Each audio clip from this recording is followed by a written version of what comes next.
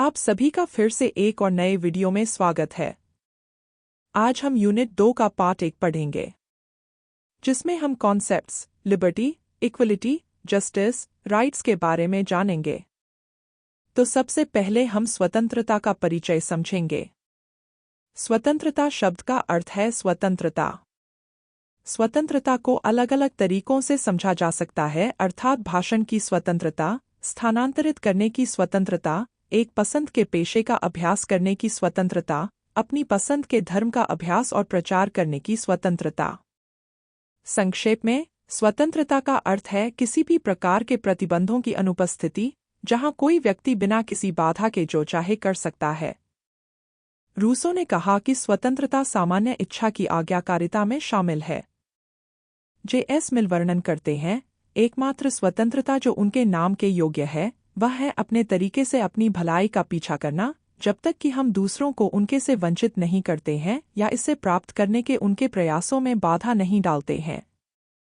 Laski स्वतंत्रता की व्याख्या उन सामाजिक परिस्थितियों के अस्तित्व पर प्रतिबंधों की अनुपस्थिति के रूप में करते हैं जो आधुनिक सभ्यता में व्यक्तिगत खुशी की एक आवश्यक गारंटी है। आप लोग यहाँ पर इस इमेज को देखकर भी समझ सकते हैं स्वतंत्रता की प्रकृति के बारे में। अब यहाँ पर हम सकारात्मक स्वतंत्रता के महत्वपूर्ण बिंदु के बारे में जानेंगे। एक, स्वतंत्रता प्रतिबंधों की अनुपस्थिति नहीं है, बल्कि यह उन सामाजिक, आर्थिक और राजनीतिक स्थितियों की उपस्थिति है जिनके बिना इसे महसूस नहीं किया जा सकता है। 2, स्वतंत्रता का उद्देश्य मनुष्य का सामाजिक प्राणी के रूप में विकास करना है। 3, उचित अवसरों और सामाजिक परिस्थितियों के बिना स्वतंत्रता का एहसास नहीं किया जा सकता है। 4, स्वतंत्रता के लिए अधिकार आवश्यक है और यह न्याय, नैतिकता और समानता से संबंधित है। 5, किसी व्यक्ति की स्वतंत्रता सामाजिक कल्याण के अनुरूप होनी चाहिए। 6, केवल कल्याणकारी राज्य में ही सकारात्मक स्वतंत्रता मौजूद हो सकती है। पिछले टॉपिक में हम लोग सकारात्मक स्वतंत्रता के बारे में जाने हैं, तो अब हम नकारात्मक स्वतंत्रता के बारे में पढ़ेंगे। नकारात्मक स्वतंत्रता का अर्थ है बाहरी प्रतिबंधों की अनुपस्थिति। नकारात्मक स्वतंत्रता के समर्थकों में जॉन लोके, एडम स्मिथ और हर्बर्ट स्पेंसर शामिल हैं। उनका मत था कि राज्य की गतिविधि का दायरा यथासंभव संकुचित सीमाओं तक सीमित होना चाहिए। जॉन लॉक के अनुसार जीवन, स्वतंत्रता और संपत्ति का अधिकार मनुष्य के प्राकृतिक अधिकार हैं। विधायिका या कार्यपालिका को इन अधिकारों पर प्रतिबंध लगाने की अनुमति नहीं दी जा सकती। एडम स्मिथ ने लाइसेंस फेयर के सिद्धांत को प्रतिपादित किया, अर्थात सरकार को व्यापार, वित्त या लोगों की आर्थिक स्थितियों में हस्तक्षेप नहीं करना चाहिए। हर्बर्ट स्पेंसर भी इसी दृष्टिकोण का समर्थन करते हैं। कुछ नकारात्मक स्वतंत्रता के समर्थकों का मानना है कि जितने अधिक कानून होंगे, व्यक्तियों को उतनी ही कम स्वतंत्रता उपलब्ध होगी। 2, विचार, भाषण, धर्म और संपत्ति की स्वतंत्रता को कभी भी प्रतिबंधित नहीं किया जाना चाहिए। 3, मताधिकार सार्वभौमिक होना चाहिए। 4, राज्य गतिविधि का क्षेत्र बहुत सीमित होना चाहिए। अब कुछ नकारात्मक स्वतंत्रता के महत्वपूर्ण बिंदु के बारे में पढ़ेंगे। 1, स्वतंत्रता एक नकारात्मक चीज है, संयम की अनुपस्थिति। 2, व्यक्तिगत हित और सामाजिक हित के बीच कोई संघर्ष नहीं है और अपने हितों की सेवा करके एक व्यक्ति सामाजिक हित की सेवा भी करता है। व्यक्तिगत स्वतंत्रता सामाजिक प्रगति की एक पूर्व शर्त है। 3, एक आदमी को अपने व्यक्तिगत मामलों में स्वतंत्र छोड़ने से व्यक्तिगत और सामाजिक विकास होगा। व्यक्तिगत विकास सामाजिक विकास के अनुरूप है। 4, व्यक्ति के वे कार्य जो समाज को प्रभावित करते हैं, कानूनों के माध्यम से राज्य द्वारा नियंत्रित किए जा सकते हैं, लेकिन राज्य का यह हस्तक्षेप न्यूनतम होना चाहिए। 5, राज्य के कानून व्यक्तिगत स्वतंत्रता को दूर नहीं कर सकते हैं, लेकिन केवल इसे समग्र सामाजिक कल्याण के लिए विनियमित कर सकते हैं। 6, लोकतांत्रिक सरकार व्यक्तिगत स्वतंत्रता की पर्याप्त गारंटी नहीं है, क्योंकि इससे बहुमत या सामूहिक सामान्यता का अत्याचार हो सकता है और अल्पसंख्यकों को कुचल सकता है। अब हम स्वतंत्रता के विभिन्न आयाम को समझेंगे। पहला, नागरिक स्वतंत्रता। इसमें जीवन, स्वतंत्रता और संपत्ति का संरक्षण शामिल है। घरेलू स्वतंत्रता, निजता का अधिकार, भाषण और विधानसभा की स्वतंत्रता, धार्मिक स्वतंत्रता, संघ और संघ बनाने की स्वतंत्रता, आंदोलन आदि की स्वतंत्रता। दूसरा, राजनीतिक स्वतंत्रता। इसमें निर्णय लेने में भाग लेने का अधिकार और अपने स्वयं के प्रतिनिधि चुनने का अधिकार शामिल है। मतदान का अधिकार, विधानमंडल और अन्य सार्वजनिक निकायों के लिए चुने जाने का अधिकार, राजनीतिक दलों को संगठित करने का अधिकार, सरकार की आलोचना करने का अधिकार।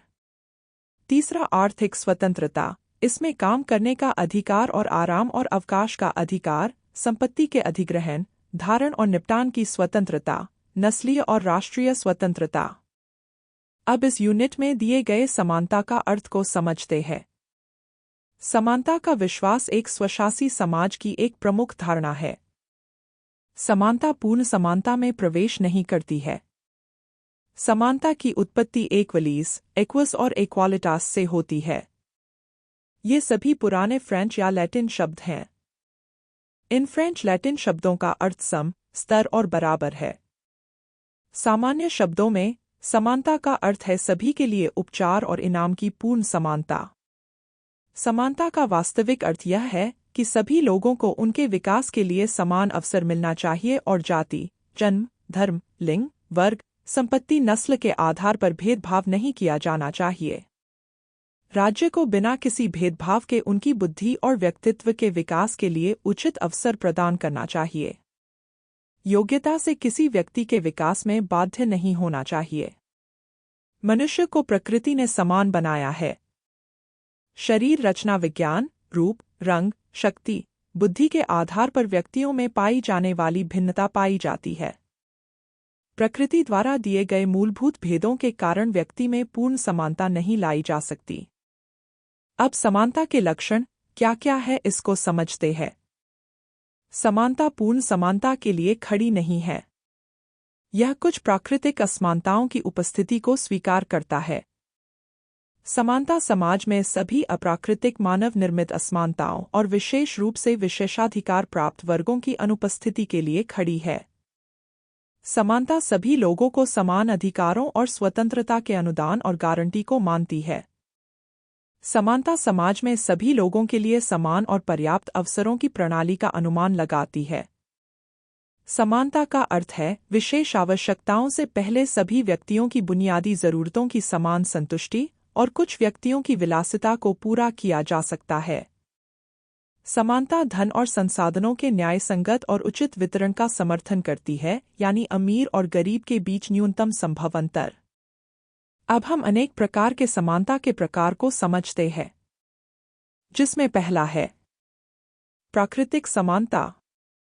यद्यपि मानव अपनी शारीरिक विशेषताओं, मनोवैज्ञानिक लक्षणों, मानसिक क्षमताओं और क्षमताओं के संबंध में भिन्न है, सभी मनुष्यों को समान मनुष्यों के रूप में माना जाना चाहिए।